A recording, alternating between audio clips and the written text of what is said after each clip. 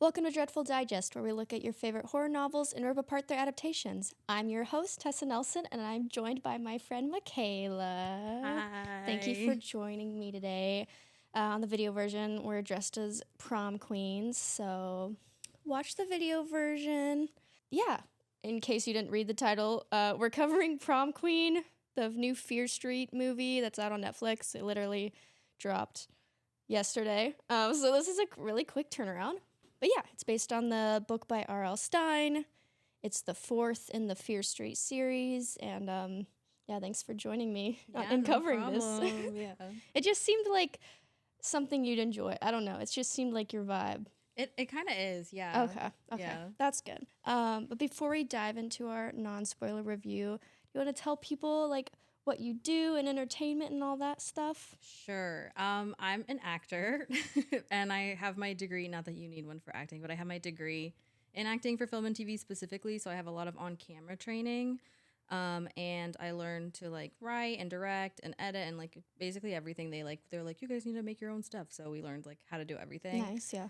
I have a very small part in a Netflix show that a friend of mine wrote and produced and show ran called Kaleidoscope. That one's really fun.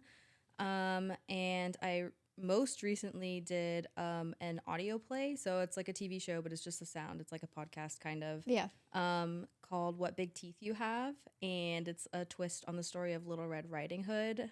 But like there's a more modern twist and they dive into like internet stuff and boyfriend ASMR, if anyone's into that. So. I listened to the first episode yesterday. Okay. And as soon as the boyfriend ASMR started, I was like, oh, okay, not into that. Now I know. Now I've learned something. Hey, not for everyone, but for Bria, which is the character I play, who is the main character and is supposed to kind of be like the version, like she's Little Red Riding Hood in this version of the story. She's maybe surprisingly into it. So yeah. That's she fun. learned something about herself in that first episode. Listen, we all like to learn about ourselves. She was like, Adam Driver, check. Yep. ASMR boyfriends, check. Yep. And yeah, it was fun. It was a fun episode. And then also, I feel like I've always liked scary stories and scary movies, but I also just haven't been a very big like movie watcher recently. But like since we've become friends, I've been like way more into watching movies and we're going to the theaters a lot. And I realized they're putting out a lot of like horror stories, a lot of like thrillers and slashers. And I really, really enjoy that. I feel like half the time we go to the movies, we're seeing like something scary. That's me and like Angelique's fault, probably. But I love it. It's so fun. And also like it reminded me that like I've always wanted to be in a movie like that.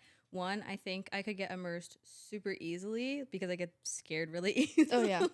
Do you have a good scream? Like Final Girl scream? I think so. Okay. I had to do, this was like last summer, so a long time ago, but I did an audition for, I don't even remember what it was called. It's some kind of VHS themed horror like anthology series. And I had to do like a scream in it, and I like had never done that before, and I did it, and I was like, oh, actually, wait, maybe you really dug into like your inner self, and like, yeah, I feel like I suck at screaming, so that's like my one fear is like if I ever was in a horror movie and they wanted me to scream, I'm like, you're like, I don't know what to tell you.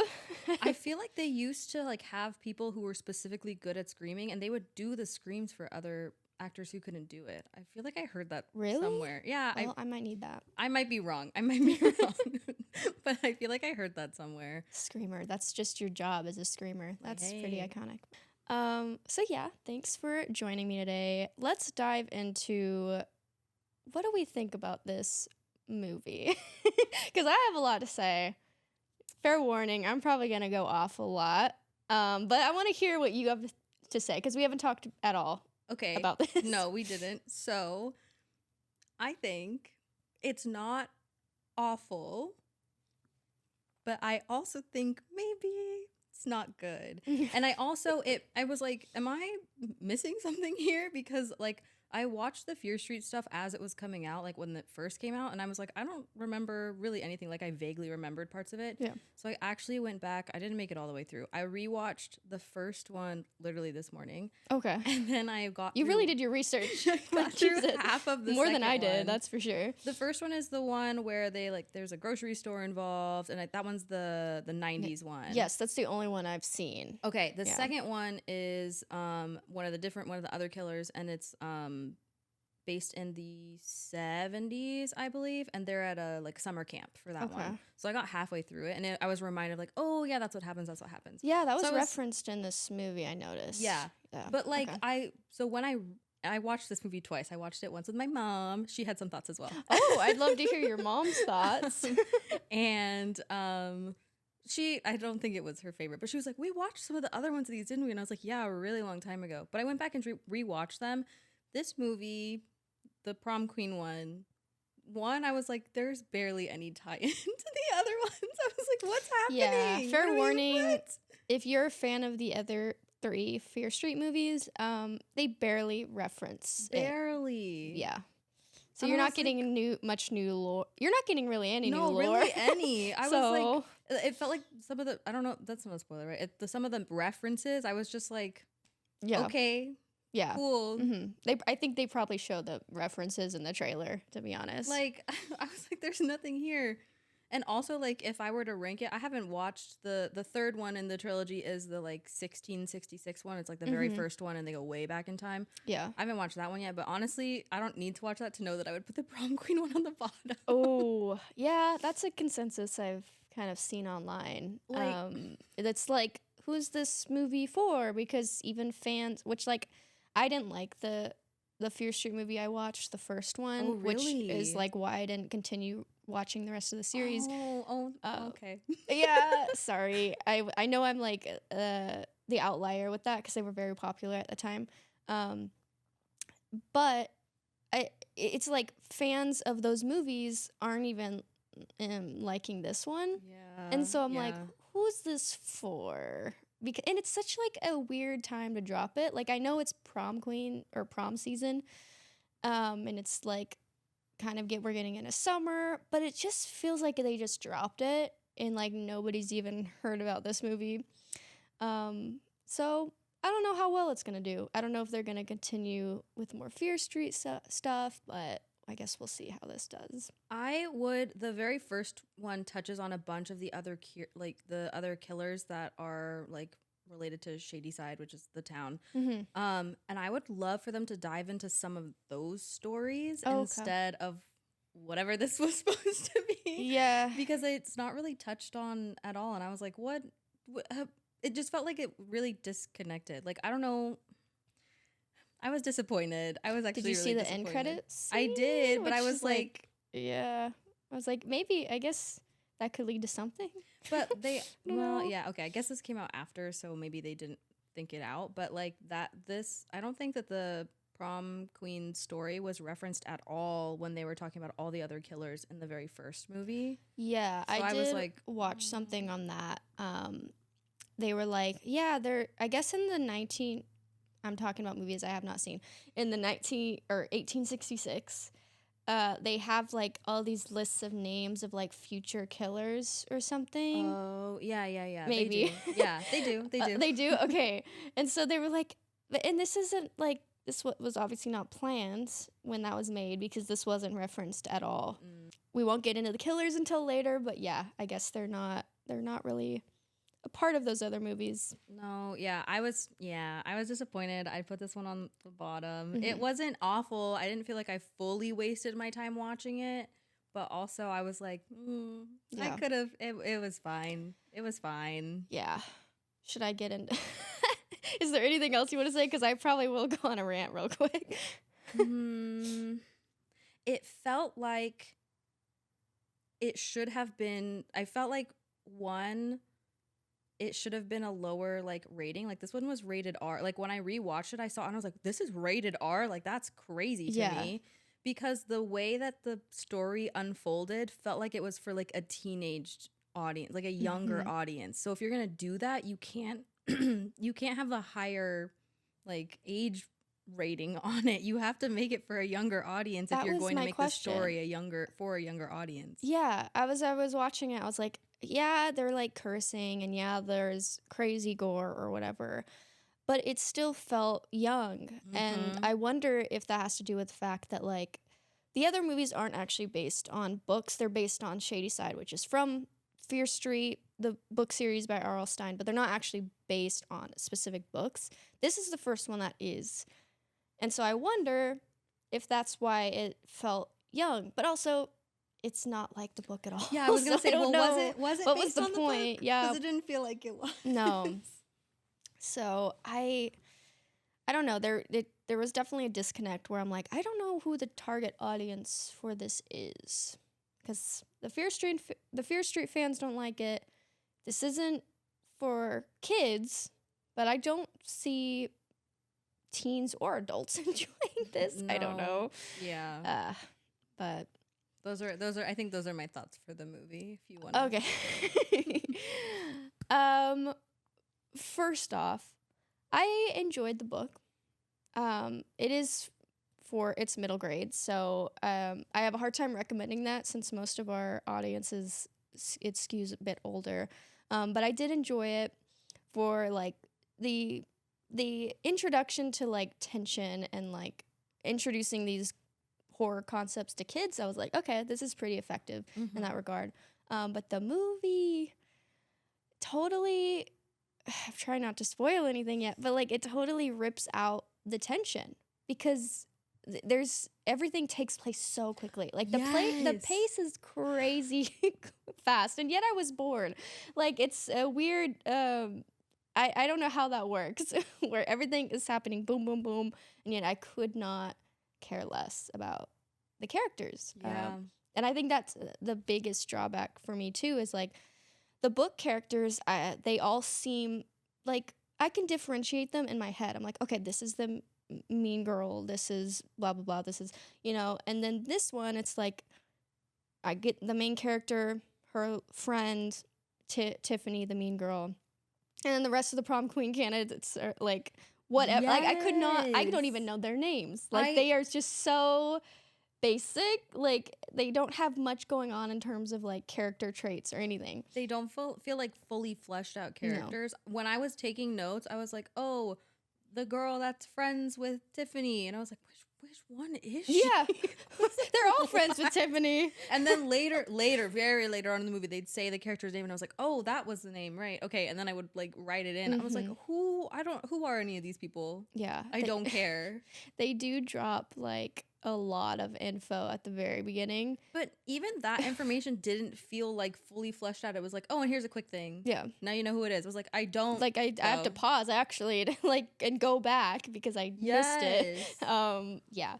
So I have a hard time.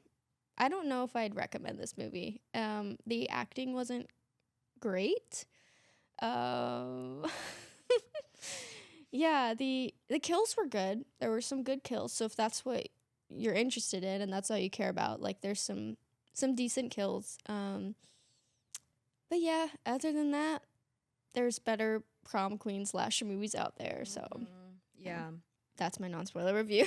I'll probably get into more complaints later, but I'll keep it at that. So the synopsis of the film is, and I did steal this from Horror Brains on IMDb. Don't know what that is. I'm just crediting them. This is their synopsis, and I feel like it pretty much sums up the movie pretty well. So, welcome back to Shady Side. In this new installment of the blood-soaked Fear Street franchise, prom season at Shady Side High is underway, and the school's wolf pack of it girls is busy with its usual sweet and vicious campaigns for the crown. That was a long sentence. That's just a runaway sentence. But when a gutsy outsider is unexpectedly nominated to the court and the other girls start mysteriously disappearing, the class of '88 is suddenly in for one hell of a prom night. And that's the synopsis. I do have to point out, gutsy outsider, I thought, like, in what way? I'm not like the other girls. It made me so upset. Actually, it made me really upset. But yeah, And sorry. also, I don't sorry. think that even works because she's lived in this town her whole whole life. life. So that doesn't even. She's not an No. Can you? I guess you could be an outsider. I don't know. I You associate that can, with but- somebody that's moving into a space and is not from around there. But I don't know. I just found that Yeah. odd. An odd descriptor of our main character. And I do want to point out that I guess I could get into this later. But as we mentioned, the movie characters are difficult to remember. But I did write down the 3 that I could, or the 4 that I could. Laurie Granger, our main character. Megan, her best friend. Tiffany the mean girl. And Tyler is Tiffany's boyfriend. And those are the characters I'm going to be referencing throughout the movie because I don't care about anyone else and I don't know anybody else. I don't think I remember any of their names. I wrote them down. I have them. Okay. I don't think I remember any of their names. Okay. I'm just like, girl number 1, girl number 2. I know how they die, but I don't know much about them. And then our book characters, I do remember Lizzie is our main character. Dawn is her frenemy. Rachel is described as being the poor one. Yes, that was so awful. And then Simone, and then Alina. I don't remember much about Alina. She like I'm here and I'm having a she good was like time. A good girl. Like, yeah, she's so good. Oh my Okay. gosh, she's so sweet and nice. Okay. Yeah. So those are our book characters. Are you ready to dive into the research? Yeah. Okay.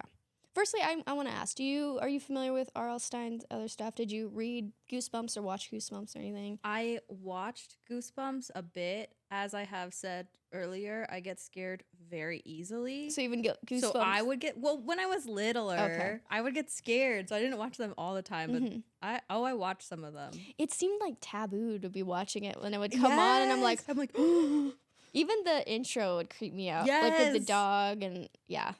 Even the intro scared me more than the episode. So Fear Street was published in 1992. It is the 15th book in the Fear Street series written by R.L. Stine. R.L. Stine, of course, wrote Goosebumps and a bunch of other series. He's a very popular writer of like horror for younger kids and younger audiences.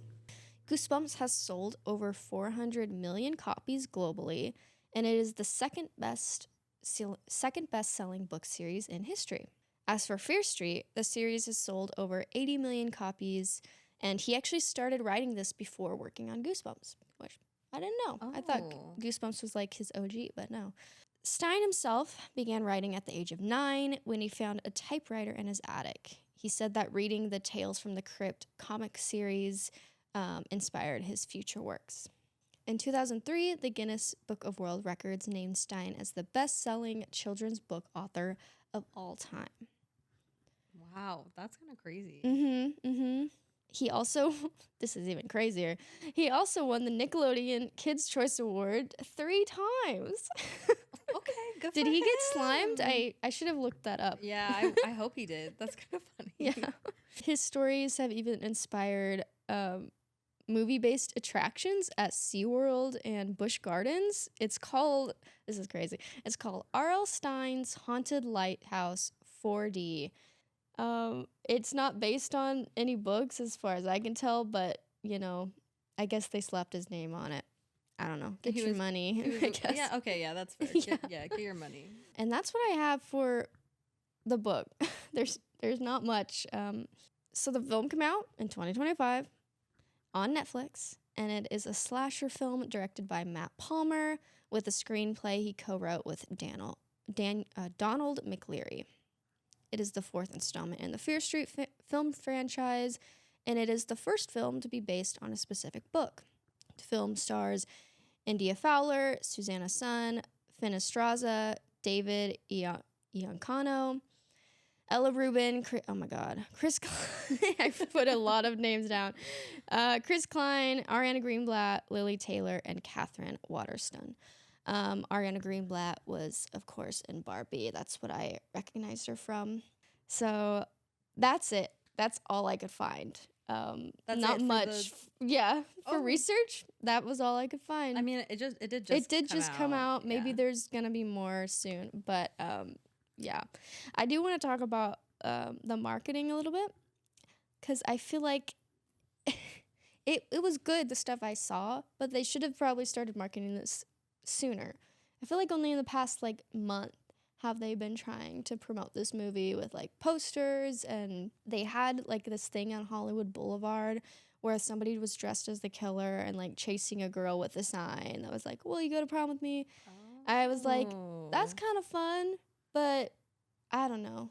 But I feel like this dropped, and meanwhile, the Fear Street movies, the first three, had like a whole campaign going on. Like everybody knew that they were releasing them like once a week or once every other week, or That what was feels right. I know the they all came out around the same time, and I feel like when I looked at it earlier today that they were all the same year. I feel like it was around like all within the same month or couple months or so. yeah. They like it was like a thing where you watch the first one and then you wait a couple weeks and the next one dropped. And I'm curious why they dropped this as like a standalone thing.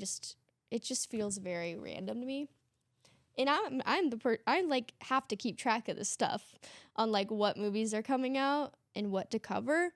And I'm like, it still feels very random to me. And I knew it was coming out. I I don't think I saw anything for any of it until like maybe 2 days ago. Like a video came up on like TikTok, and it was like their Oh, what was official it? thing. It was like them. It was just them, the actors promoting the movie. So one of them, what the first video that I saw was, I literally think like a couple days ago. Uh-huh. And it was the actors walking into like onto set, and they had someone dressed as a killer. Yes. Like, Okay, I saw that. yeah.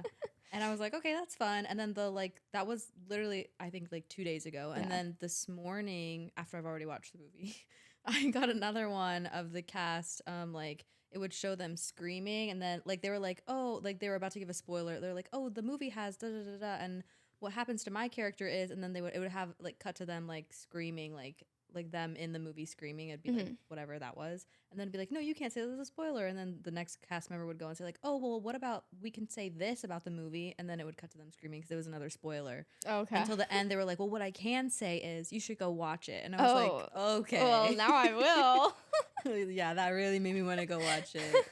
Sure. Oh man, I did like they recreated like horror movie posters with the That's characters, cool. and I thought that was pretty cool. I didn't see any of that, Yeah. but that sounds cool. I enjoyed that. Alrighty, are you ready to jump into our main segment, book Yeah. versus movie? Yeah. Okay. Right off the bat, this is a very loose adaptation. So if you're like wanting more, if you're wanting more of the plot line of the movie and you're like, oh, I want to read the book to see what more about these characters I can find, you're not going to find that in the film or in the book at all. It's totally different. As we said, the characters are very different. The pacing is different. There's very few things that line up. So just be warned that you're not getting the movie if you're going into the book blind. So let's just start up with that. The movie is also set in the 80s. They chose that as the time period. And I guess the book doesn't technically specify a time, but Yeah. I'm guessing it's the 90s based on when it was published. The film itself starts 2 days before prom, while the book starts a few weeks before prom. And I think that is where the pacing problems like just start off the bat. We're like thrown right into the deep end. Yeah, I feel like the only way we're like, oh yeah, what's based on the book is, yeah, it's prom and murders happen. They just wanted to jump right into it. Like, what are we doing? I don't know. It made it so much more fun to watch the lead up until prom happening in the books versus it all happened. Like, I get for like budgeting reasons probably that they were like, let's just do it over one night. But like, yeah, they're not using, I feel like they would have used the same amount of sets. So it's not like they're really saving budget there. Like, they're still at someone's house and at the school and then like in the gym and in the theater. Like, they were still in all these different locations at a school. So I feel like they could have spaced it out, and it probably would have been a crazy budget difference.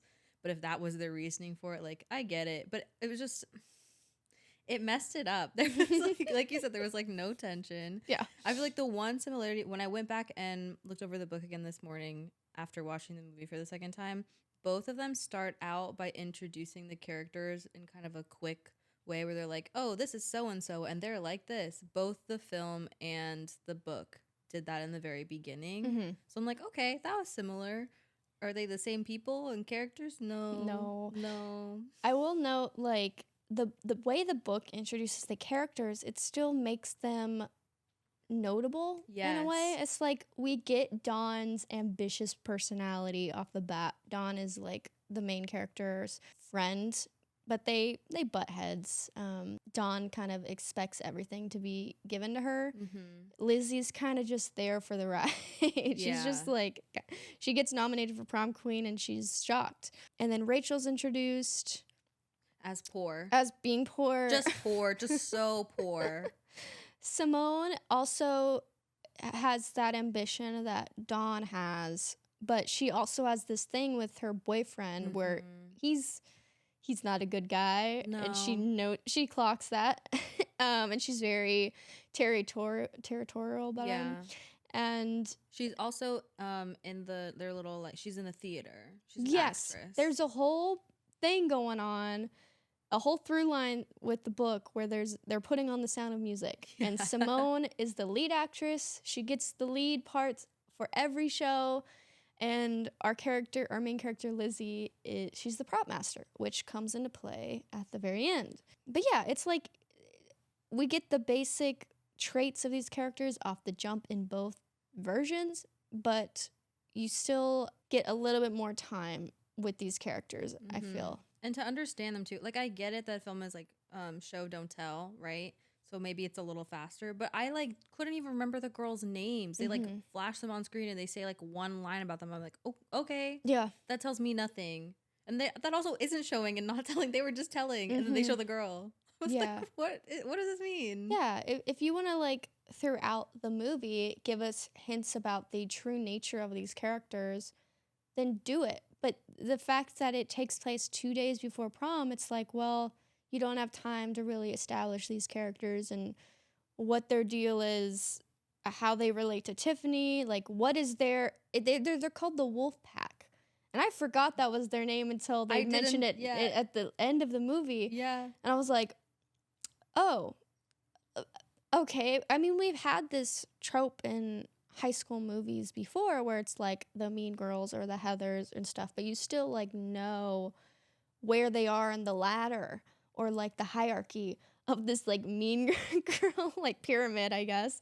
And I couldn't tell you one. I'm gonna call them the goons. Tiffany's goons. I couldn't tell you one from the other. So that's a big issue. Yeah, because then you don't care about them later when things happen. So you're like, sure. Yeah. They're dead now, I guess. Another issue with like not having it start like a few weeks before prom is that in the book we are immediately introduced with the idea of like, oh, there's a serial killer in Shadyside. Yeah. And they've already taken out 2 girls, and that builds tension immediately where it's like, it could be any of us could be next. Like there's even a curfew going on. And yeah, it builds this like tension where like, and then the prom queen candidates start getting knocked off.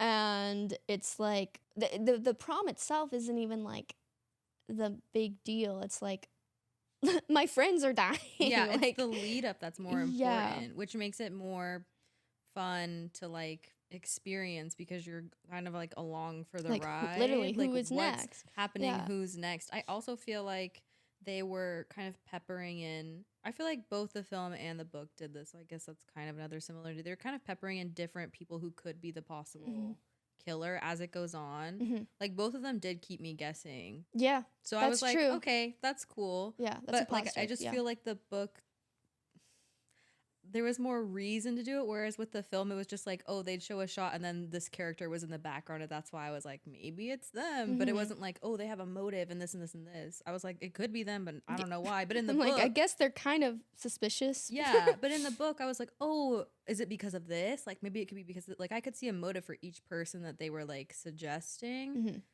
or like putting out there. I was like, oh, maybe it's them. Yeah.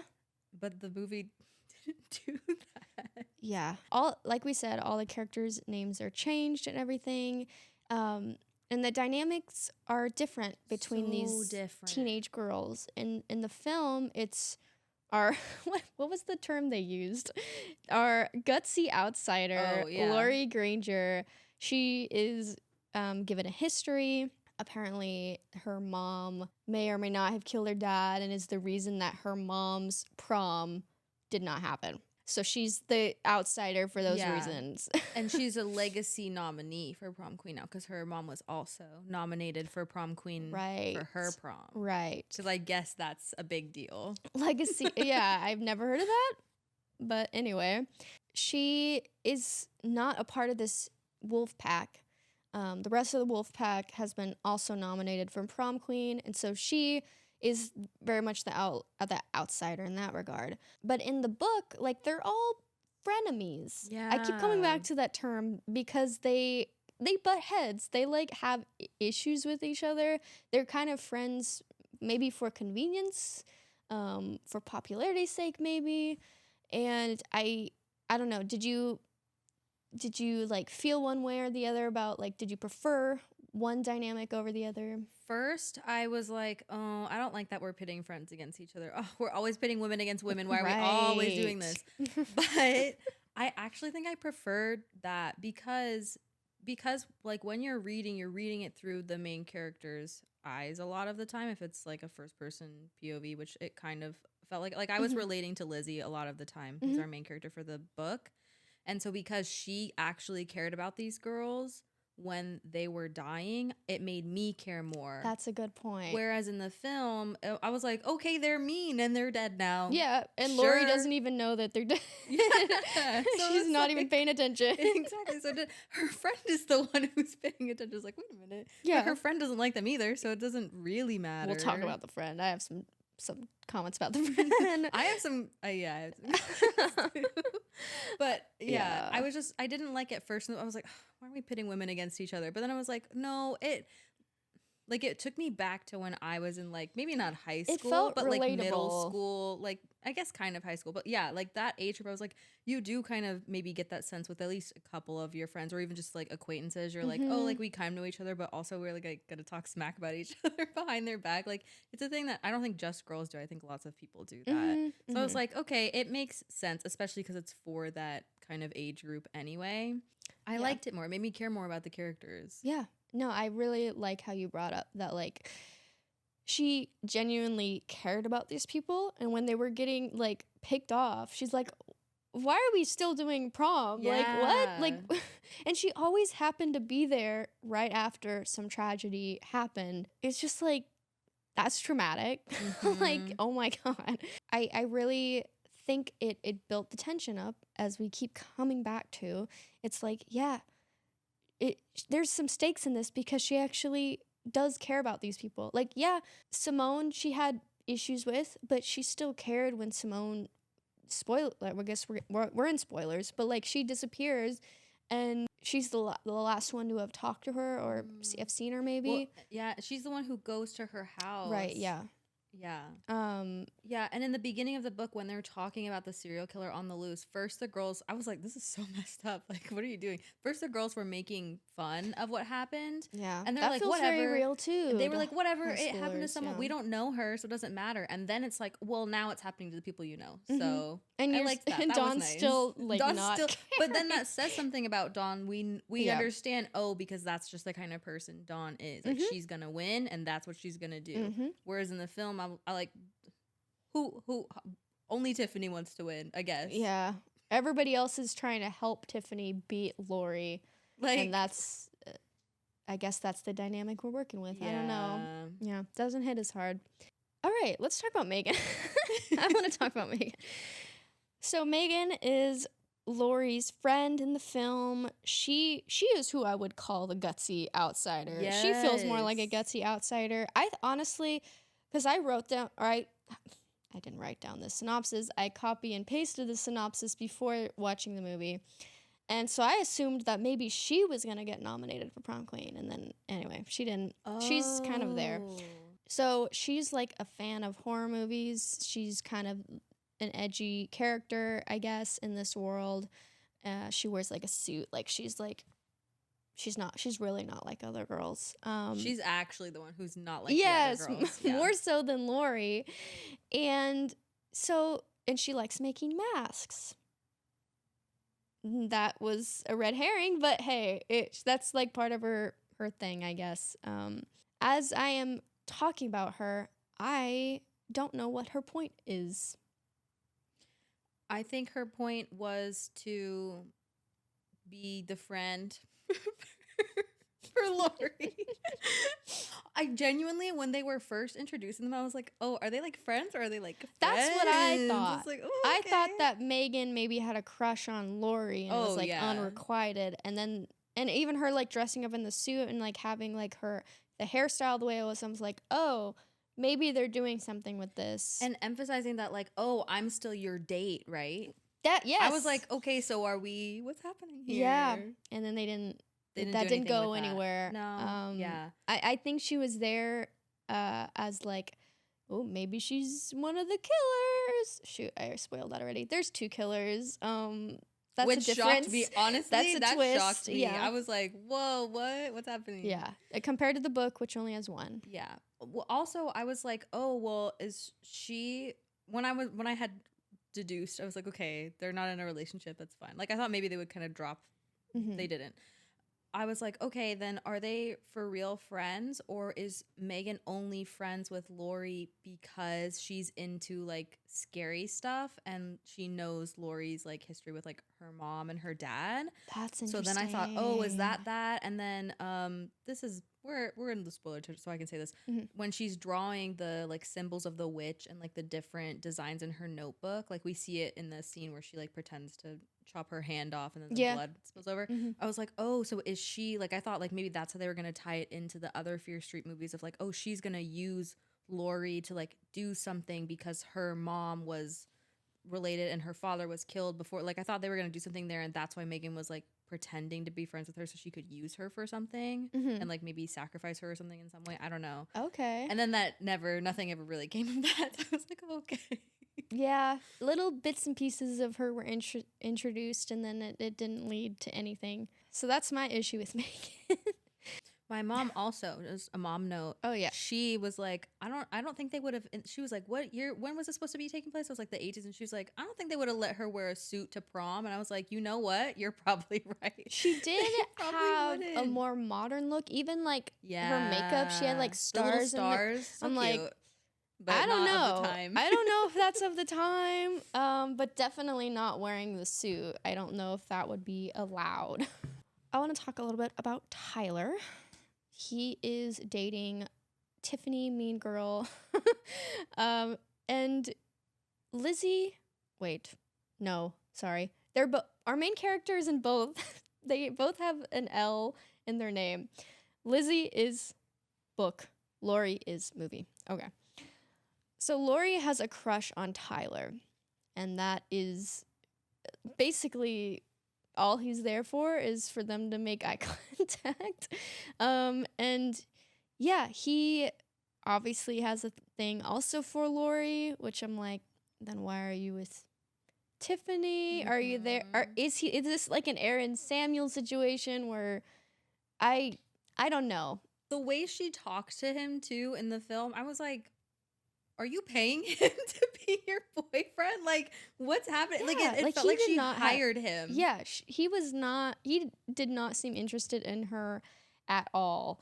And he even, like, later at the prom, the Tiffany and her girl gang, they have this, like, performance with, oh my God. That was so bad. It was so funny. They're wearing swimsuits, and the principal makes some questionable comments. I think I literally wrote in my notes, I just wrote, ew. I think I wrote, yeah. He says wowzers Yeah, to high yep. school girls on stage in swimsuits dancing. So that happens. And Tyler is like, to Lori, he's like, you look better than those girls in swimsuits. I'm like, that's your girlfriend, bro. Also, Date her or not. Like, no one's forcing you here. Well, maybe, I don't know, maybe maybe her parents are. But yeah, I don't know. I wanted to like Tyler, but I just couldn't. because that's our boy. That- Cam I Cameron. know. But it wasn't Cam Cameron, it was No, Tyler. because Cam Cameron wouldn't do that. He would never do He would that. break up with, I keep forgetting her name, Tiffany. Tiffany. Tyler and Tiffany. Why do they both have T's? I should have broken up with Tiffany sooner, but then they break up ? At the prom, and then he starts. I think he was just cheating. He didn't like officially break up. He was like, okay, well, I like her. See so ya. bye. We're going to the theater, and I am getting with Lori. Yeah. He does. Maybe he is like the Justin equivalent, because there is Simone in the book has a boyfriend named Justin, and he is cheating on her with all these girls. All the girls, All literally all of them. Even after she disappears, like immediately, he is dating Crazy. someone new. And so I'm like, maybe Tyler is the Justin equivalent. But if he is the Justin equivalent, why did we not play into that more? That was like a fun, like, Yeah, make they him could like have done that. Make yeah. him do that with all the other girls in the wolf pack, and then it gives like more of like ooh, maybe like he's the one behind it because something, you know, like Yeah. it would give people more of a motive than they had in the film, because that wasn't happening. They almost lean into him, like they kind of make you question his motives later on prom night when he and Lori go to behind the theater.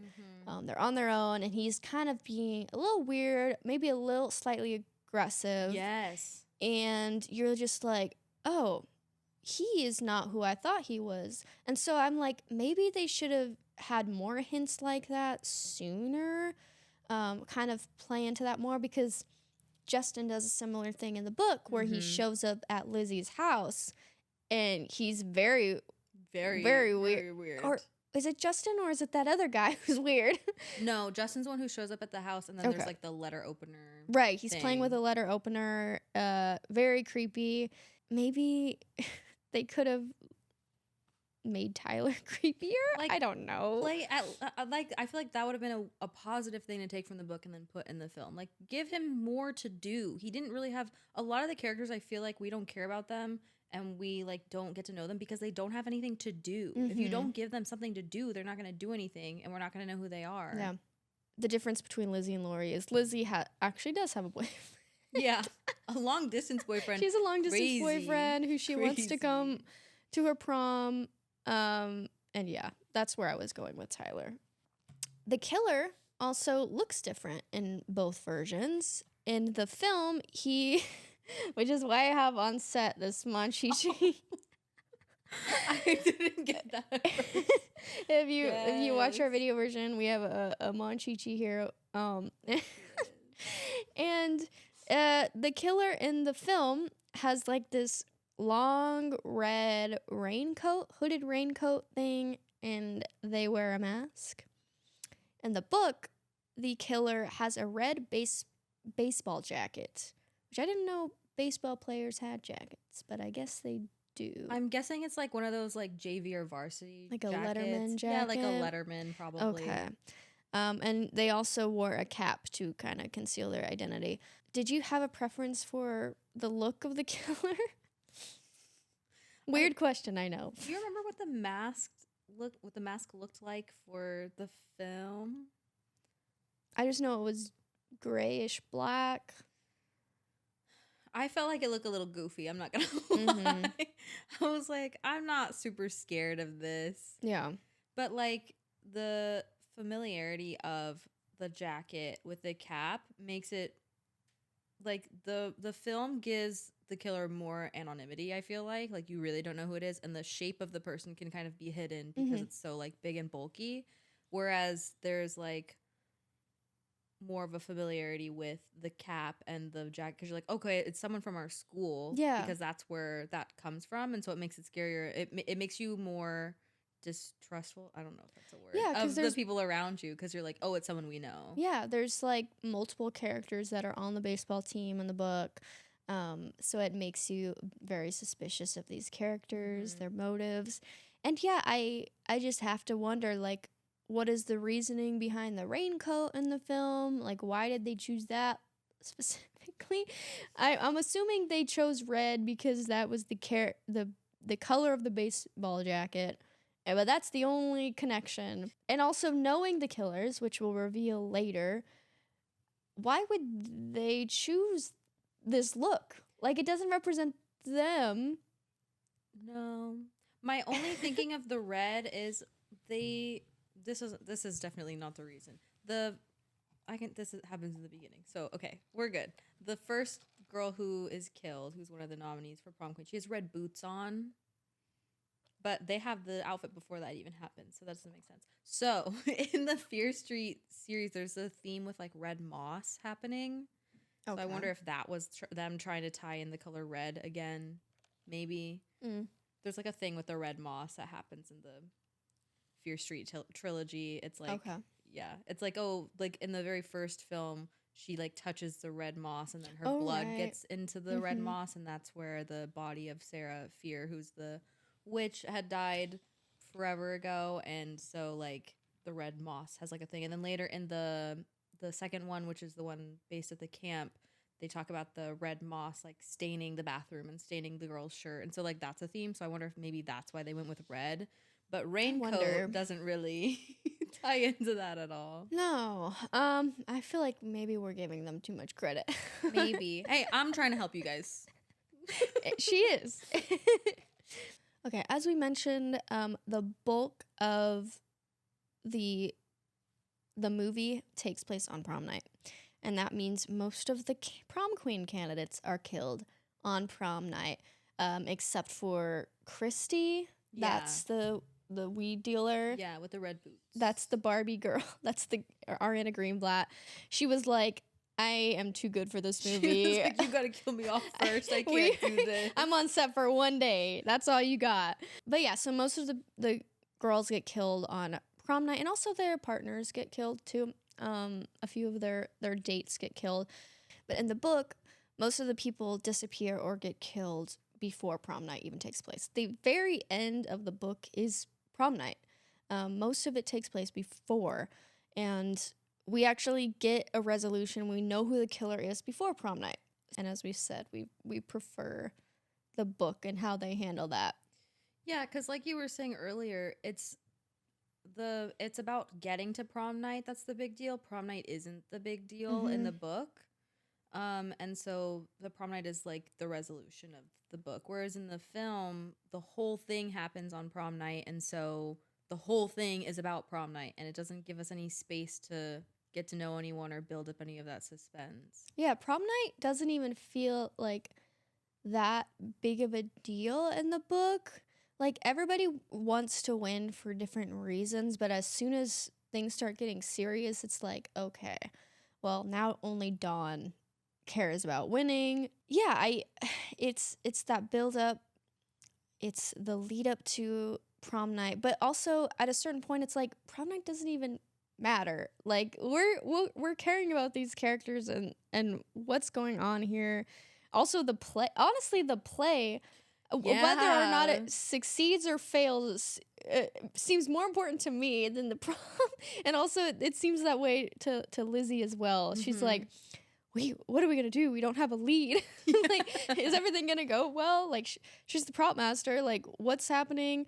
There's some creepy stuff happening in the theater. Doors are opening when she knew they were closed. Stuff like that, where it's like, yeah, all these set pieces. We have the theater, we have like the girls' houses, we have the movie theater, something takes place at the movie theater. And so all these different things matter so much more than like the actual prom scene at the end. Oh, I also wanted to touch on that. I feel like they played up, like, the little I did know about this film was them playing up like, oh, someone keeps killing all the prom queens. And like, the very beginning of the film, because it's like what, the 2 days before, there's none of that happening. And because I had read the book first, I was like, aren't people supposed to be dying? Like, I know. I was like, what's happening? If they're like, the idea is like, oh, are they all gonna, like, I feel like a big thing they were trying to get at was like, ooh, like someone wants us, like, it might not be a prom queen herself, it might be someone else. Someone wants one of the prom queens to win, and so that's why they're going after all the prom queens. Or it's someone who's like jealous of all the nominees, or, you know, something like that, where it's like, it if they die on prom night, does it really matter? Like, oh, okay, well, you're the only one still alive, so you get the crown. Whereas like in the books, the build up to it was like, oh, well, that's another nominee gone, so now, you know, like now, okay, people know they're gonna have to shift their votes, which is kind of like an awful way to think about it, because someone died. But like, Yeah. it didn't make sense to me for them to be like, and they all die on prom night. I was like, It really doesn't. It's such an I just want to know the reasoning behind that change. Because yeah, it's like, and also knowing who the killers are and who their main target is, which, like, spoiler alert, their main target is our main character, obviously. It's like, why wouldn't you focus on her then? If you don't care about these other girls, if you don't think these other girls are gonna win, then why not focus on the one person you don't want winning? Why are you waiting until the last minute to try anything? It doesn't make sense. It really didn't make any sense at all. Can we just talk for a second? Jumping very far from what we were just talking about. The dance-off in the film. No. The way that came out of nowhere and wasn't even fun in a campy way. No. It was just awkward. I was like, there's no way this is happening right now. I think my mom said something about it. I didn't write it down, but my mom said, I remember her saying this when we were watching it, and she watched Tiffany's dancing, and my mom went, that is awful. It's like, it is. That's the point, but it is.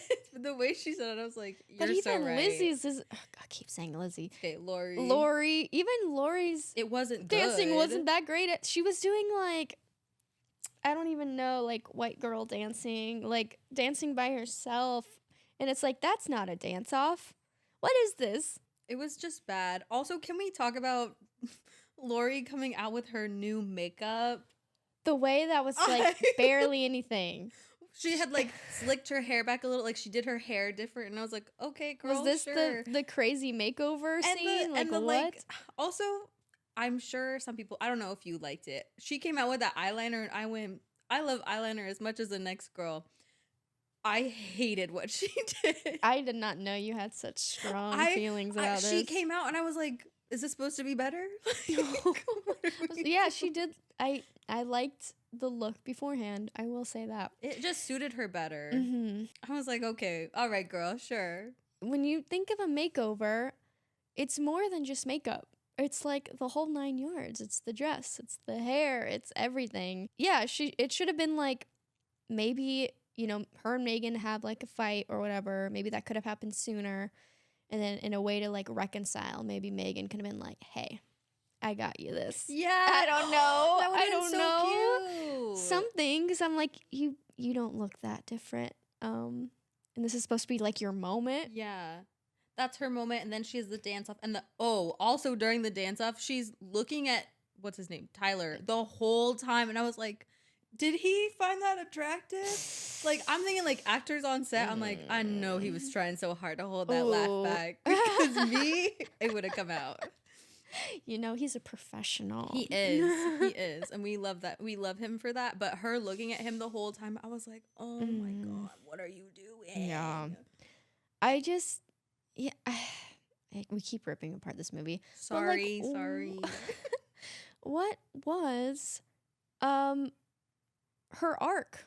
You know, typically you would have in this kind of like mean girl scenario, you have Katie. I'm thinking of Katie or Veronica, where they become worse because they're trying to fit in.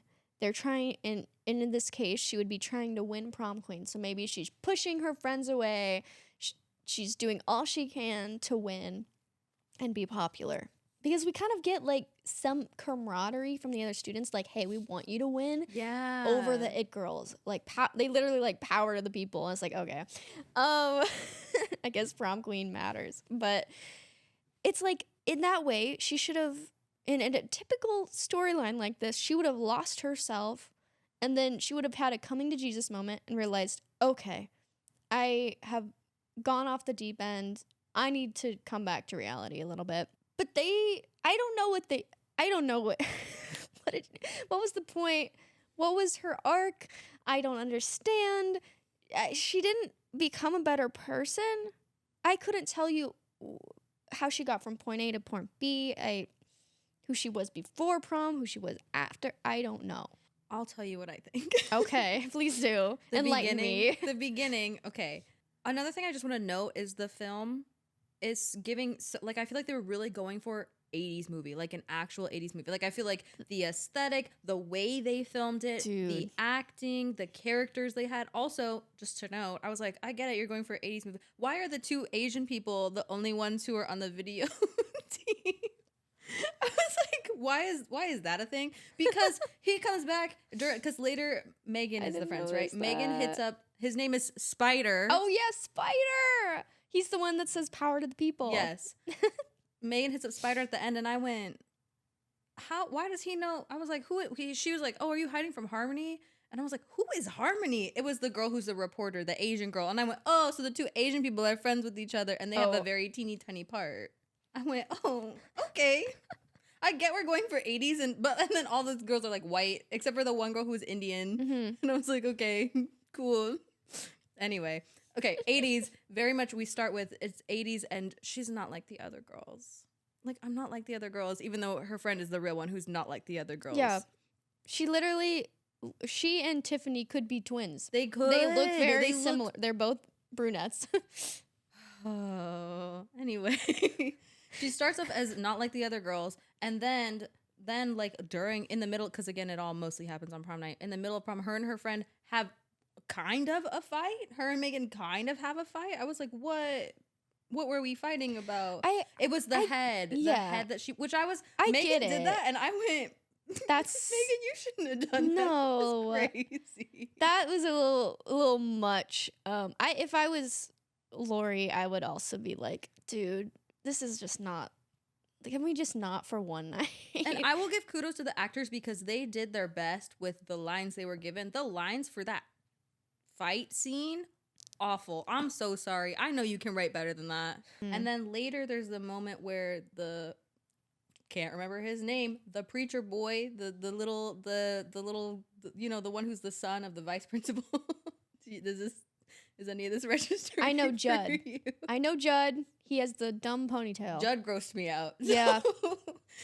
The little preacher boy, he's the son of the vice principal. Anyway, he comes in and he goes, oh, she's just like the other girls. And I go, because she's having fun and dancing? Yeah. What? That's why she's just like the...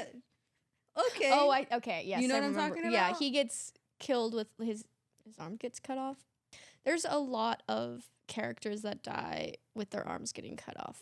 Yeah. That's like the butcher paper cutter. I don't know what that thing is called. That was sick. That got me. That got me. We haven't even talked about the kills really. We've just been ranting about this movie, but him getting his like arms chopped off and then trying to open the door was so funny but I cringed in the best way. So funny. I was like, ow.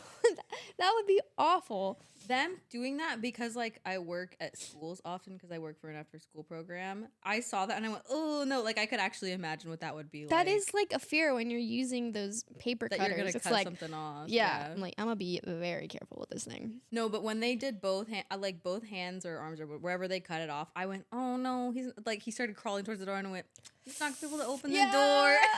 He couldn't. I thought that was so funny. Aww. But yeah, I think her becoming worse was when he came in and said, oh, she's just like the other guy came in. She's just like the other girls. When all she was doing was dancing and having fun. Yeah. She's not allowed to have fun. Yeah. She can't go dance. They should have hammered home like the change in this character because it was very minimal. And yeah, I'm like, okay, she was she got quote unquote worse, aka she had a makeover and was kind of wanting Did to be bad popular. dance and wanted to be did popular. did some Yeah. bad dances. You know, hey. And then the killing spree is happening. Oh, The you know ending what? happens, and then She wasn't listening to Megan, I guess. Like, she wasn't listening to Megan's concerns. I guess that's part of her being worse. Oh yeah, But even then, like you said, it's so minimal that you didn't even, like, you're not even thinking about that. yeah, totally forgotten. I watched it last night. Yeah, and again, like we're not at the ending yet, but like where she leaves off, it's like, okay, what did you learn? Did you take anything from this experience? Because the movie just ends, and it's like, okay, I feel like there were so many things that they introduced very shallowly, and it was like, oh, are you going to dive into that? And they were like, no, we're going to go do something else. It's very shallowly. surface level, like, yeah, conflict problems. Yeah. They could have gone into, like, very odd. When she's getting ready for prom, I know that this is going back a little bit, but she's getting ready for prom, and then her mom comes in and is like, I'm so sorry you had to deal with all of these awful things because of what happened to me and your father. And they have this little moment, and I was like, that came out of nowhere. Also, why are you telling her all of this now? But like, if that had been something they were diving into, and she would be like, oh, like, I really shouldn't feel ashamed of what happened in my past. Like, maybe that's where I was like, oh, is that where they're gonna go with it? No. Yeah. A lot of things were introduced and then just kind of forgotten about. I mean, it is an hour and a half, but still, maybe focus on 2 or 3 things about these characters and really dive into that instead of like having all these things sprinkled in. Because even like Tiffany and her mom also has a moment, and her mom's like, you better not lose or whatever. Yeah. And it's like, and you kind of see like Tiffany's face fall, and it's like, okay, we have these 2 very different dynamics between mother and daughter. Interesting parallels we could play with, but we don't. I feel like that's very much a trope of like the moms wanting their daughters to do what they couldn't do. Because there is like her mom, Tiffany's mom, was in the same year as Lori's mom. Yeah. So they went to the same school together. Tiffany's mom did not get prom because of Lori, supposedly. Lori's mom. Yeah. I'm assuming that also I'm assuming Tiffany's mom was also maybe nominated for prom queen as well. I feel like that would probably have a hand in it. That would make sense. And at the very beginning, they sprinkled in that Tiffany has been bullying Lori since they were in like grade school. So it's been a long family feud, I guess. As I think we mentioned, there was a twist in the film. There were 2 killers, ? We'll get to that in the film. Meanwhile, in the book, there is 1. And, you know, this reveal happens when one of the characters gets killed off in a bathroom. And so we see, like, the girl looking at both the killers. We get the reveal of 1 later on that same night. And as this person was being carted away by the cops, I was like, where's the other one? I was like, does no one... I guess that girl's the only one who She's saw. the only one who saw. So, yeah, that makes sense. But yeah, it was a fun little twist. That was to the point where I looked at my mom and I went, did we see it wrong? Like, was it just a mirror? Yeah, and I was questioning that. I was like, wait, what's happening? Yeah. I did want to point out this similarity because we have our main characters in both versions facing the killer like head on the stage on the theater, and I was like, was fun. That's fun. I wonder if they did that like on purpose. I hope so, because there's a lot in the film that they didn't do. Yeah. So but yeah, so in the book, Lizzie confronts and actually faces the killer. She knows who the killer is. This killer has been sleeping in the prop storage area, which Lizzie obviously had access to quite a bit because she was the prop master for the play. So it's like we're used to this location, the theater, but in the film, it's like briefly there, I guess. Lori and Tyler sneak off, and they go behind the stage, and then this is when Lori is confronted with the killer. The killer puts an axe into Tyler's head, And it's crazy because at that moment, for a few seconds, I was like, maybe Tyler's in on it because he's acting really weird. And so it was a surprise. It got me a little bit. But then Lori. Oh my God. This is going to happen throughout the rest of the episode. Lori then runs. She exits stage left. And so yeah, the stage does make an appearance in the film, but it's not that big of a location. And they didn't have a play. No, they did not have a play. That would have been a fun little, at least little background thing. Like maybe they have some posters on the wall, like see Sound of Music. And it's also like the whole thing is like, well, are we even going to be able to put this on? Because at this point in the book, Simone has been missing, but then Dawn takes her role. And so you're like, maybe Dawn is the killer. I'm on team anti-Dawn. I was like, I don't like Dawn. She's the killer. She's too into the prom. She took Simone's part. Maybe something is up with Dawn. And was that, I feel like it must have been. She must have gotten knocked out of the theater, or the movie theater, before she got the part. Did that happen before? Do you remember? I definitely haven't. I can't remember that. But those kind of scenes blur a little bit in the timeline. She also, like, the other reason I suspected Dawn was because, like, the first time, like, when Lizzie runs into her, like, after school, after I think Simone has gone missing already, but it's only, like, it's very recent. And then Dawn, like, is really scraped up. And Lizzie's like, oh, like, we should go to Simone's house. And then Dawn is like, I gotta go home. And she's like, why? And she's like, oh, because I'm late. And I was like, yeah, that's suspicious. What's happening? She also skipped out on tennis practice. She wasn't there, but then she lied to the cops saying she was at tennis practice. So I was like, girl, something's going on. And then when she got attacked, she was, okay, she probably actually did get attacked. I shouldn't put quotes around that. I think she did, yeah. But when she got attacked, she wasn't killed. And so I was like, oh, this is her way of making herself seem innocent. Because, like, oh, well, it couldn't have been me. I also got attacked. Yeah. But I was like, I think it's you. Was I right? I also thought this was maybe another reference to the book. Both Lori and Megan get locked in the stairwell briefly as they are running away from the killer. And this also happens to Lizzie, although she's not running away from the killer. She just, like, happens to get stuck down there, and she's like, oh my God. She panics. She thinks maybe somebody's there with her, or maybe locked her in on purpose. But it is, like, I felt like that was probably intentional a little bit. I didn't even notice that. My brain did not make those connections. Coming to the end here, we have our killer in the film just goes on a crazy killing spree, like on a crowd in the gymnasium on prom night. And they quickly get caught, and it is revealed one of the killers is revealed to be Tiffany's dad. And Tiffany and the mom are shooketh. And he's like, his reasoning, I guess, is because they really wanted to win, and he was doing it for them. For his family. For his family. Oh, how nice. Can we talk about the way that he gets stopped, though, is with the crown? The crown? Yeah, that was pretty good. I really liked that. Yeah. Lori has the prom queen crown and stabs him through the mask. It's pretty cool. In the eye. That one was really, really cool. Yeah. I was a fan of that. Yeah.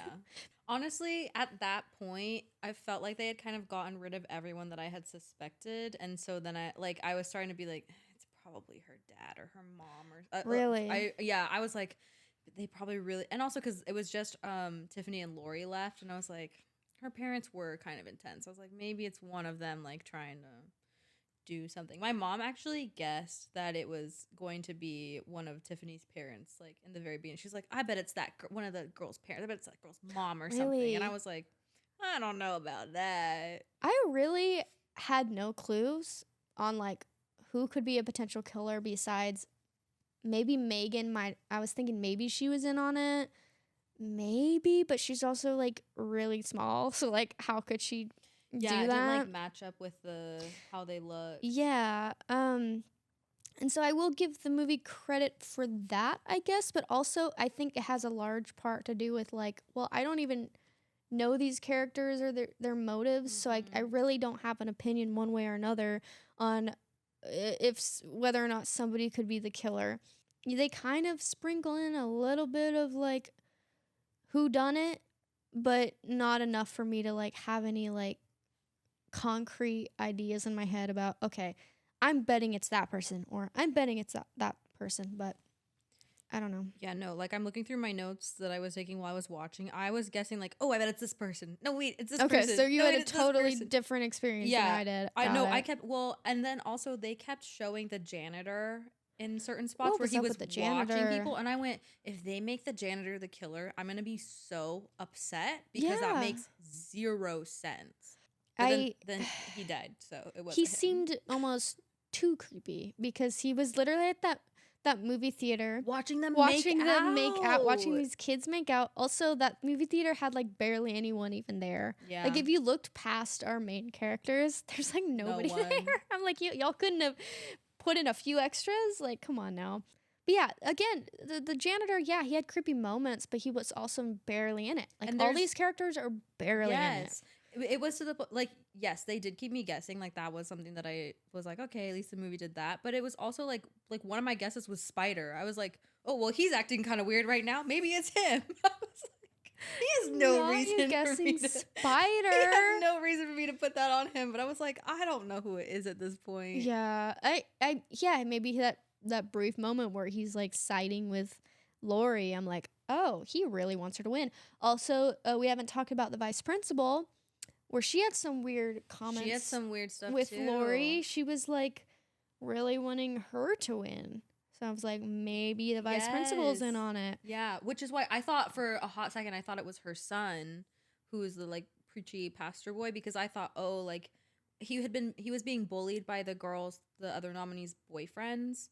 And so I thought maybe that was part of it, and he was trying to get at them. And then also, like, he knew that his mom, like, wanted Lori to win, and so maybe he was gonna, like, win his mom's approval that way. Like, my brain was coming up with all of these theories, like, well, it could be this person for this reason. But it wasn't really based on anything that the film gave me. It was me, like, taking one line and running with it. And then the more I think about, like, the vice principal, it's like, she wouldn't have anything to gain from all these kids dying. No. Because her whole thing and what she's established at the beginning is like she wants Shady Side to have a perfect representation, and this prom is gonna be that. And it wouldn't make sense for her to want to kill all these teenagers.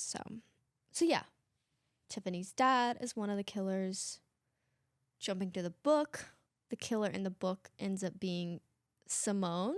Loved that. I really loved that. I thought that was so fun. That was a fun. I truly, again, with the book, I had no clues on who it could be. Justin was acting pretty shady. Dawn was acting shady, of course. I would not have guessed Simone at all. She was the furthest from my mind. There was also the creepy guy that you said like very briefly. I think his name was Lucas. Something. Bro, when he got into our car to ask her out, like he's hiding in the back seat, and while she's driving, he tries to like scare her, so she almost gets into a wreck. No, she does get. She like swerves off the road or something.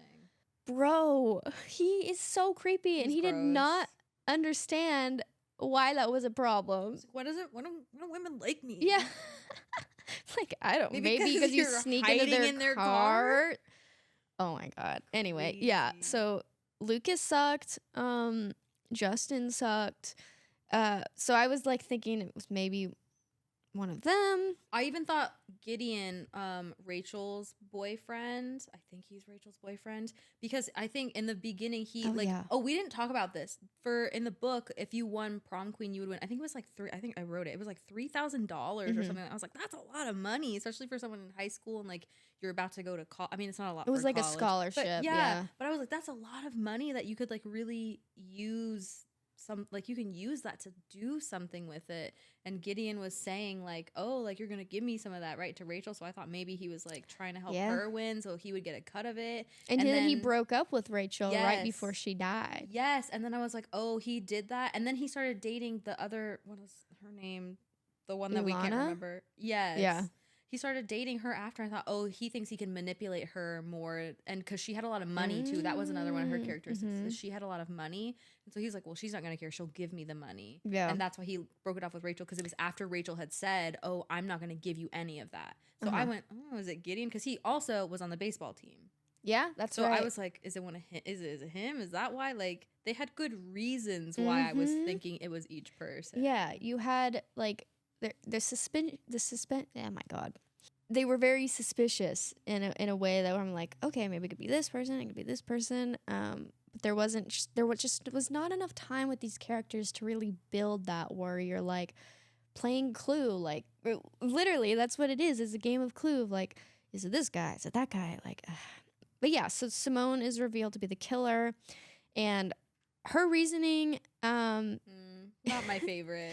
Yeah, so what I would think, and what the movie kind of leads, like it kind of goes down this route, is like, well, I want to win prom queen. And I guess Simone kind of has that, because her reasoning is like, I'm gonna kill off these girls, and everybody, I'm gonna show up after having been quote unquote kidnapped or whatever, and they're gonna believe me, and I'm gonna put the blame on our main character. So that was one of her reasonings, is like winning prom queen, kind of. But the main reason was because she thought all these girls, well, most of them did, all these girls were dating her boyfriend, Justin. Cheating, yeah. And the main character, Lizzie, is like, I didn't. Because she didn't. She admitted, like, yeah, he's attractive, but she was in a committed relationship. So we're some of the other girls. Yeah. Oh, you cheated on your boyfriend too? Oh, okay. We're just cool with that. Yeah. Rachel didn't, though. Did she? I think she was going to, but then her and Gideon broke up, so I guess it didn't really matter either way. Yeah. Anyway, Simone, like, that's one of her traits from the beginning. That's one of the things we know about her. She's very much she's possessive and she gets jealous of her boyfriend, which is like, he doesn't like you that much. No. Like, no, maybe y'all shouldn't be together. But anyway, so yeah, you said you didn't like this reasoning. I liked that she was the killer. I didn't really like her reasoning behind it, because I was like, why is that the reason? You're fighting over a man. Exactly. You're killing. I'm like, is he even that cute? For a guy. Is he even that cute? He probably wasn't. Yeah. He probably wasn't that cute. And the thing that really bothered me was that literally he went up to Lizzie and was like, I think you're cute and I want to go to prom with you. And I went, one, she's dating someone, and she went, I'm dating someone, right? And he was like, literally goes to her house. And he goes to her house and threatens her.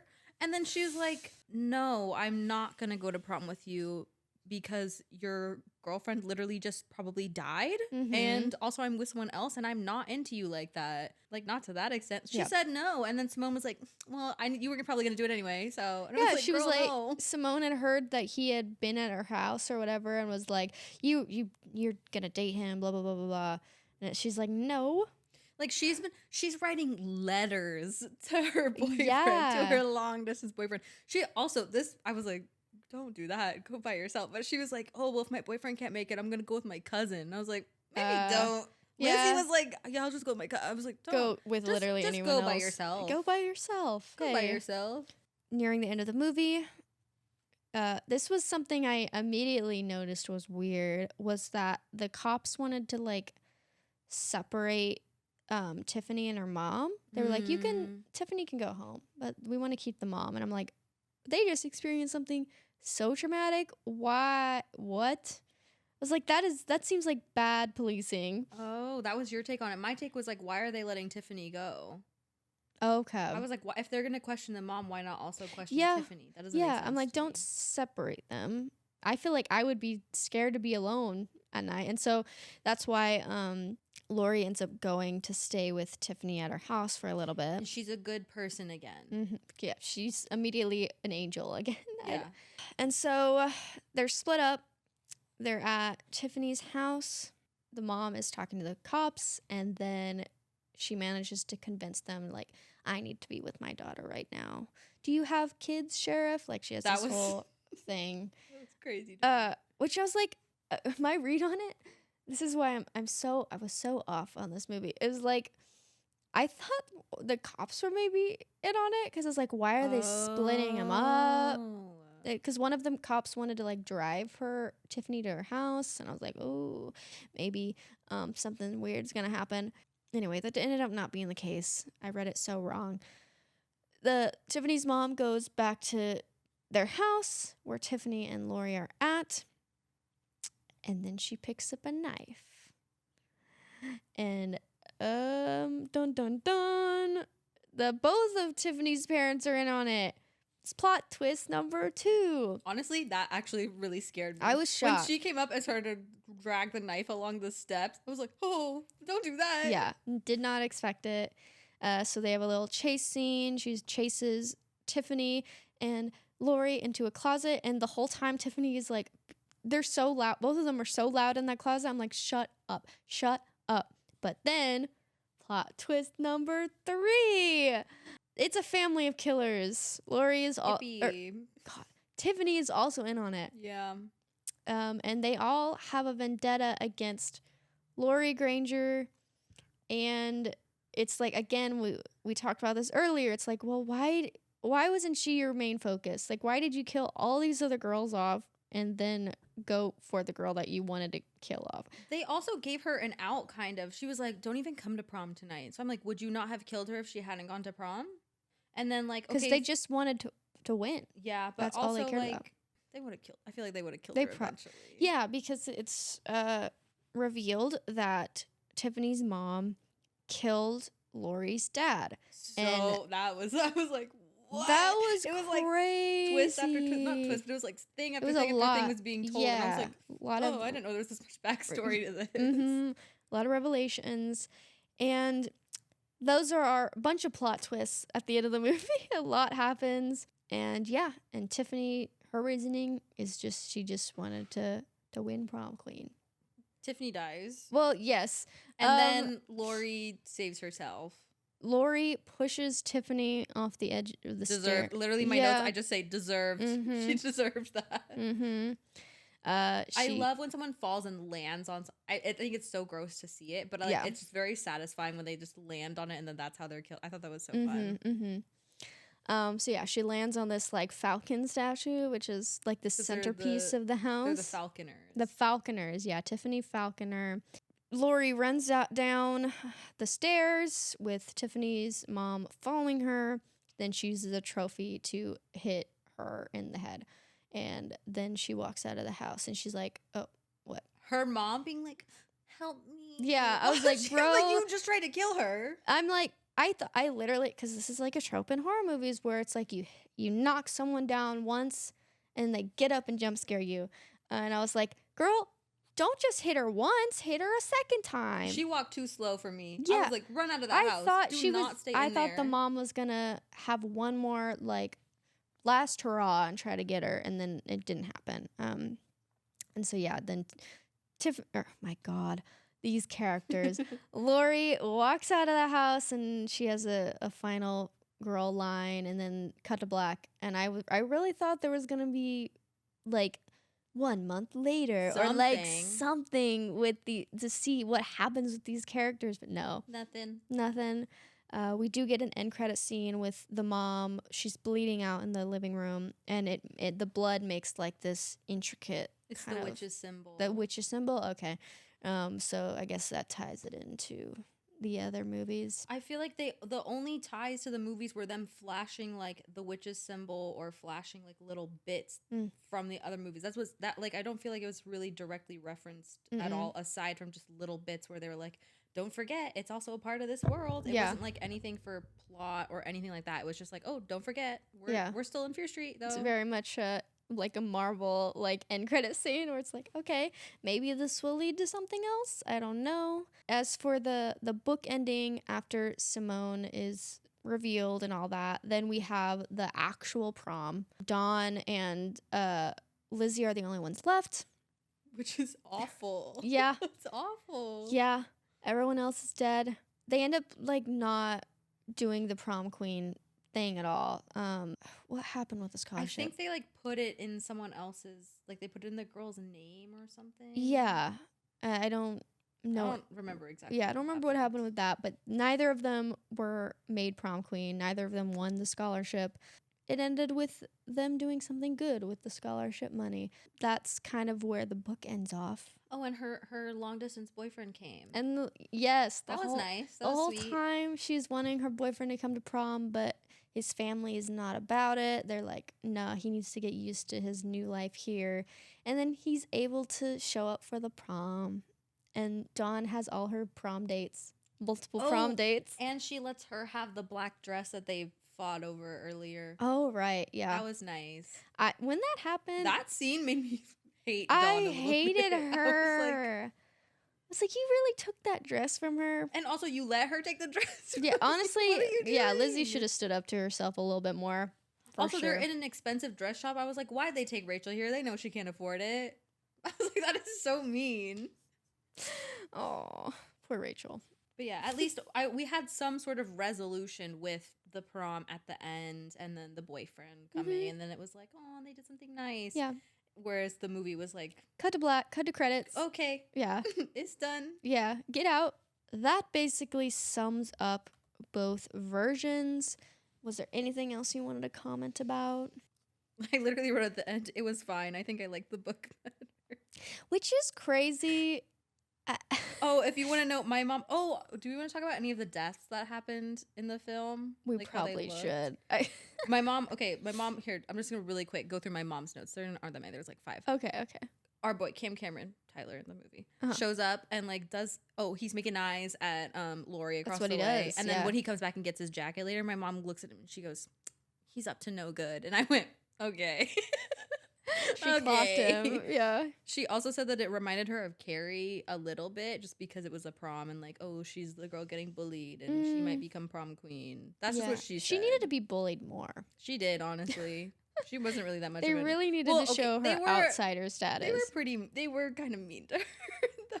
On prom night, though. Yeah. But like, A little bit during school, but not really. A little bit at school, a little bit at her job because she's a waitress and they're making fun of her for that. Yeah, making fun of her by being like, waitress? Yeah. I was like, okay, is that mean? There were so many times where I'm like, if I was Lori and if Tiffany was talking that way to me, I probably would have thrown hands. I don't know I'm what not I would've done. I'm not a violent person, but when she like put her hand against the wall to like block her, Yeah. I was like, that would set me off.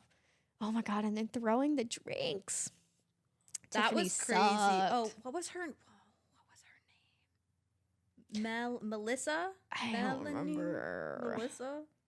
The one who was basically her twin. Yeah, who her dressed- twin. She dressed She her up borrows like a her. dress. She's from wearing the her. pearl necklace too, and they do Mhm. their hair like kind of similar. Yeah. I felt bad for her, honestly, because she was, but also she didn't really have much of a reason because she started to be nice to Lori towards the end. Like she's the reason she gets to have her makeover moment because she gives her makeup bag. Yeah. But I felt bad when she died, but I also was like, what? Like I was shocked that she was being nice to her because I was like, when? Like all of a sudden, yeah. What happened here? Mm-hmm. Me and my mom both were like, oh, 11 p.m. is late to vote for prom queen. I know. I would be gone. I would be out of there by now. I'm pretty sure I left my prom around 11 or 11:30. So Yeah. like, I maybe would have made it, but we were both like, that's late. And then I also like at my prom, there was 2 areas for dancing, and I was in the smaller area, and then the big area is where they announced the prom queen winners, prom king and queen, and so I didn't even know who won because I wasn't paying attention. I was Also, elsewhere. I don't think, did you vote on prom night? I think we all voted before prom. Okay, so I was invited to another school's prom, so if they did do that, if they did do the voting, I don't know how that was set up. So funny, just random thought I had. No mention of prom king at all. That's true. No, that didn't matter to anyone, anywhere. Oh my, you're No one so cared. right. Yeah, I'm assuming that their dates would be the I prom guess. king nominees, but they're dead too. So Yeah, well, R.I.P. No one there. The last thing I have for my mom's notes is someone, I think it was the guy at the very end, gets fully like beheaded right before the dad, right before Tiffany's dad goes up on the stage. how? They chop his head off. My mom just laughed. She let It looked really bad. because it was so funny to her. Yeah. Ugh. I'm just like, how this axe doesn't even look that wide. Mm-mm. But also, how do you I just don't think it'd be that easy to I don't decapitate think it someone. would. That it just was so smooth. Silly. It was goofy. It was funny. Some of the kills were silly. Notably the one where she falls on the electrical panel. Yeah, and she gets electrocuted. I'm like, why do they have first of all, why do they have these exposed wires that could just kill someone so easily? She didn't even have to die by the kill. Like the killer, like scared her, and she fell back into the. And then killer was like, he tilts his head, and is like, "Well, my work is done, I guess." she's dead, so Yeah, check that one off. yeah, check that one off the list. Judd's dead. So, this is so random. I love the way the actress delivered that line when they're in the basement, where they're down there, and she goes, "I'm not gonna fuck you in the basement again." Yeah, and I was like, "Again? Yeah. You did this before? What are we doing? Crazy. That was she had her moments, and good for her. Yeah, she did what she needed to do. She also had a line, and I thought it would play out into something. When she's jealous of Melissa or whatever her name is getting closer to Tiffany, and she's like, "Well, I know Tiffany's secrets. I know where all the bodies are. I know where all the bodies are buried." I'm like, what? She's very much giving Gretchen wieners, where I'm like, does she know her secrets? What are those secrets? And then she gets killed, and so we don't know what those secrets are. No. Would have liked to see anything play out. Yeah, that would have been would fun. have been cool. Yeah. Any other thoughts on the kills? No, the electrocution one, even though it was really goofy, that was my favorite one because it felt so different from everything else. Really? Yeah. Might have been my least favorite. I did like the hands getting think cut that off, one might be that the one was so funny best. to me. Yeah. I thought that was great. The arm being placed, was it the principal? The arm being placed back in front of him, like, no, he's still alive. And then they put his arm there. That was good. That was really good. They should have played, like, literally just pick any lane. If they wanted to make it funny, make it more funny. Yeah. Because that could have been fun. But no, they don't. I think you're right earlier when you were saying you don't know who the audience is that they're going for. I don't think they knew who their audience was. And so they were like, let's try everything. Let's try a little bit of everything. We'll throw it all out on the table. Throw it at the see wall. what sticks. Yeah. Literally. Somebody's bound to like it. I'm sure someone out there likes it. Yeah. Right? Yeah. Any other thoughts? No, I think I got what I think needed. we pretty much summed it up. And I think I know your answer to this question, which is, what do you prefer, the book or the film? Yeah, no, I prefer the book 100%. Which is, I mean, the fact that no shade against R.L. Stine at all, like he made my childhood, but the fact that I have to go and support and say, read this book, which is for middle schoolers, over a slasher film, that's pretty telling, I feel. Yeah. That's pretty telling. The film left me disappointed, for sure. Yeah. I was looking forward to a fun, campy slasher vibe for the summer, and then it was just it just fell flat in a lot of areas. Yeah. Also, like, the other Fear Street, I know that they weren't your favorite, but I thought I was missing something. So I went back and watched the first movie. And after I finished the first movie, I wasn't going to watch the other two. I'm probably going to go finish the other one later and watch the third one because I was like, oh. But the first movie drew me in. Like, the acting was a little bit better. Not that the acting was bad in this one, but it wasn't the best. Like, it could have been better. The acting was a little bit better. The way it was shot looked better. Like, it felt like an actual, like, film to me that was, like, trying to do something. They tried. Yeah. They tried harder in those other ones. And it made me want to watch the next one that came out. Not just because it did leave on a cliffhanger, but not just because of that. Like, I cared about the lore and the characters that they were going to be continuing the story with. I cared about them and I cared about the story. So I wanted to continue it. Whereas with this, like, I was like, if they made another one of these, it'd have to be vastly different for me to be like, actually, no, that's worth it. And I will go check that one out. Because this one doesn't make me want to watch more of it. Exactly. I get them maybe wanting to test this idea of like doing a standalone film, but the reason people were hooked on those first three movies is that they were all connected. Mm-hmm. And this one did not have that, did not give any more lore drops. It's just like, what was the point? Yeah. I keep coming back to that. And like every aspect we've talked about is like, what was the point? And I feel like that sums up my thoughts. Yeah, I couldn't tell you what the point is. So. Yeah. Alrighty, this versus that. Are you ready for this? Sure. Yeah. Dance off versus being the prop maker for Sound of Music. I'd rather be the prop maker for Sound of Music. Yeah. I'm not gonna go do that. A dance off would be shorter. Being a prop master is a more of a time commitment. The feeling of being a part of a little team and we're working on something together for a really long time. I love that. Would I rather be out there on the stage in the show? Yeah. But I'll make props. That's fun. That's fun. It's a fun You'll little deal thing. with actors taking props and not putting them back where they're supposed to. And I will repeatedly be telling them, if it's not your prop, you don't touch it. You only touch the prop if it's yours. Don't touch it. You gotta tape off the table. At least I know how to do that. I can't dance. To save my life. Neither could they. No, so and I'm not gonna. You're probably gonna win. I know myself enough to be like, let me not put myself in that situation and embarrass myself like that. Let me go be backstage with the props. You're not gonna do a ScarJo marriage story dance. No. Okay. No. Got it. Basketball jacket versus red raincoat. I think we kind of talked about this a bit, but you have a preference. I prefer the sport jacket over the raincoat. The raincoat looked goofy to me. It did. Yeah. It really did. It really did.